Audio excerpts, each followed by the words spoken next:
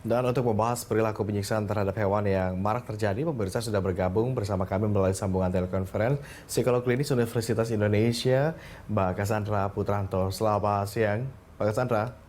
Ya, Assalamualaikum warahmatullahi wabarakatuh. Waalaikumsalam. Terima kasih sudah berkenan bergabung bersama kami di Berita Satu Siang, Mbak Cassandra. Kasus kekerasan hewan di Indonesia ini kan memang sudah beberapa kali kita dengar begitu ya, dan menjadi sorotan. Apa sih dari kacamata psikolog begitu ya, yang menyebabkan orang dengan mudah bisa menyakiti hewan? Ya, memang kalau ditanya atau dicari penjelasan Hmm. penyebabnya itu pasti akan beragam ya. Ada alasan-alasan tertentu di mana mereka mulai mungkin biasanya diawali di masa kecil lalu kemudian Mhm. berlanjut hingga masa dewasa. Tetapi mungkin yang menjadi pertimbangan dan kemudian juga fokus yang harus kita perhatikan adalah bahwa penelitian membuktikan ternyata perilaku menyiksa binatang itu juga dekat dengan indikasi gangguan tertentu. Mhm. Bahkan ditemukan pada beberapa pelaku pembunuhan dan bahkan sampai serial killer, ternyata pada mereka ditemukan perilaku menyiksa binatang sejak kecil. Di awal dari perilaku menyiksa binatang terlebih dulu. Artinya ini adalah sesuatu yang serius begitu. Harus mendapat perhatian kita bahwa bisa jadi ada indikasi kepada gangguan kesehatan mental begitu. Ya, betul sekali. Oke, tetapi lagi dari kacamata psikologi begitu. Apa yang sebetulnya ingin coba ditunjukkan oleh seseorang dengan merekam penyiksaan terhadap hewan dan kemudian mengunggahnya di media sosial, Mbak Cassandra? Kalau kita lihat kan ini bukan hanya sekedar menyiksa dan kemudian tidak disembunyikan, ini sengaja malah dipamerkan begitu. Ya, betul. Jadi memang sekarang akhirnya menjadi ada dua Mhm. perilaku ya yang kita bahas. Jadi pada dasarnya nomor satu nih sebelum kita membahas kedua hal tersebut, kita pun harus membedakan bahwa yang pembunuhan ini karena kebutuhan, mungkin karena mau dimakan dan lain sebagainya. Kita di dalam agama juga mengenal ketika Mhm. kita berkorban pun harus ada eh, tatanan dan urutan yang tepat gitu ya, ada tata Mhm. cara dan prosedurnya. Nah, yang dimaksud di sini adalah tentu bukan yang itu gitu. Yang dimaksud adalah yang memang melibatkan adanya penyiksaan sebelumnya, dan Mhm. penyiksaan itu ada tujuannya.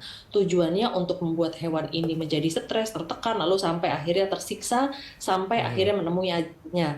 Nah, lalu kemudian perilaku yang kedua adalah terlepas dari penyiksaan dan pembunuhan itu sendiri, lalu kemudian dipamerkan di media Mhm. sosial dengan tujuan untuk memperoleh adanya banyak komentar, kemudian menambah rating dan lain sebagainya. Nah, persoalannya mungkin malah ada hal ketiga yang harus kita perhatikan di sini, karena ternyata Indonesia termasuk negara yang cukup banyak melakukan hal tersebut. Jadi mulai Oke. dari pembunuhan, lalu kemudian pamer, flexing di media Mhm. sosial, tapi yang flexing adalah bentuk bukan yang positif, tapi justru hal yang negatif, yang justru menunjukkan indikasi adanya gangguan Oke. kondisi psikis. Mbak Cassandra, kalau kita lihat tadi Anda juga sempat menyinggung bahwa ini bisa jadi berkembang lebih menjadi sesuatu hal yang lebih besar lagi begitu ya. Tetapi dampak resiko bagi kejiwaan seseorang yang memiliki kebiasaan menyakiti hewan sejak dini itu apa sih? Apakah tadi kalau sekarang stasiunnya mungkin menyiksa hewan, tapi mungkin kan nanti kemudian berkembang ada keinginan mereka untuk kemudian melakukan penyiksaan terhadap sesama manusia atau bisa berpotensi menyakiti manusia lain. Betul, dari penelitian pun demikian ditemukan adanya fakta-fakta tersebut, begitu ya. Jadi bahwa dari sebuah perilaku yang tidak memiliki rasa empati, tidak berkeperi binatangan Mhm. itu bisa berkembang menjadi tidak berperi kemanusiaan juga, begitu. Nah, Oke. persoalannya akan kembali lagi bahwa apakah semua orang yang punya perilaku ini nantinya akan bisa punya masalah psikologis lalu kemudian juga terlibat menjadi pelaku kejahatan. Nah, ini tentu harus tidak bisa disimpulkan sederhana itu ya. Tetapi yang jelas hasil penelitian sudah membuktikan dari sekian Mhm. banyak orang yang punya gangguan psikologis, terutama salah satunya yang perlu saya sebutkan adalah personality disorder atau gangguan kepribadian gitu ya. Nah, di gangguan kepribadian ini cukup banyak orang-orang yang punya indikasi Oke. perilaku siksa sampai membunuh binatang di masa kecil. Lalu kemudian yang berikutnya adalah tersangka pelaku pembunuhan. Dan ini adalah hasil penelitian yang sudah Mhm. jelas temukan dan dipublish secara formal gitu ya. Dan tentu saja ini tidak bisa kita ingkari begitu saja.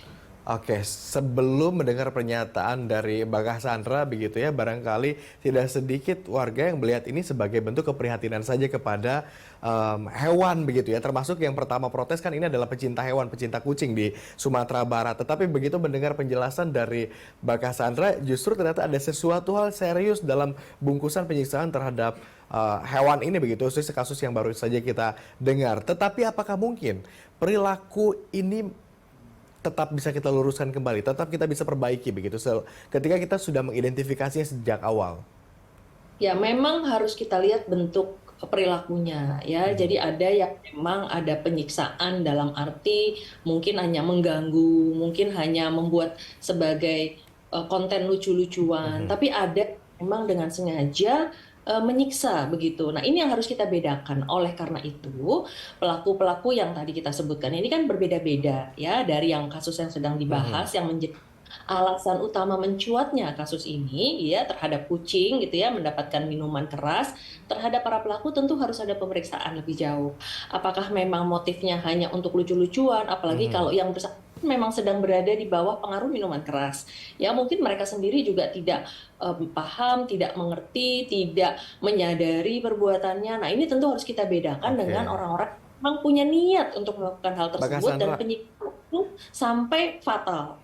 Oke, kalau Ya, kalau dalam konteks ini kami juga sempat mendengar bahwa ada audiensi terhadap warga atau penghuni indekos yang sama begitu yang memberikan kesaksian bahwa para pelaku memang kerap kali melampiaskan kekesalan atau emosi kepada hewan peliharaannya. Salah satunya ketika mungkin mereka ada permasalahan percintaan begitu dengan pasangannya kemudian eh, melampiaskannya pada kucingnya. Kalau dari misalkan ada fakta itu benar ternyata adanya begitu, Anda melihat ini seperti apa?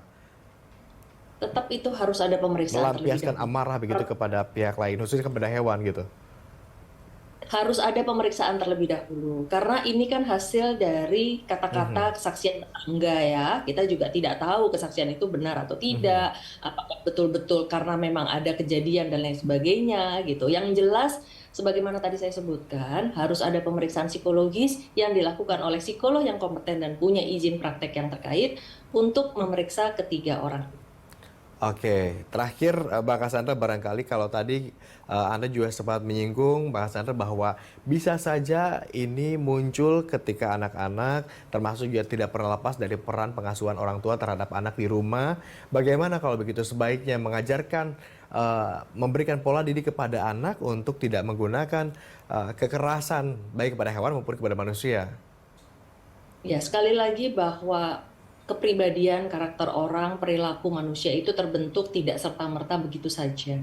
Ada proses yang cukup panjang dari sejak lahir, kemudian menjalani masa kecil, masa remaja, sampai masa dewasa.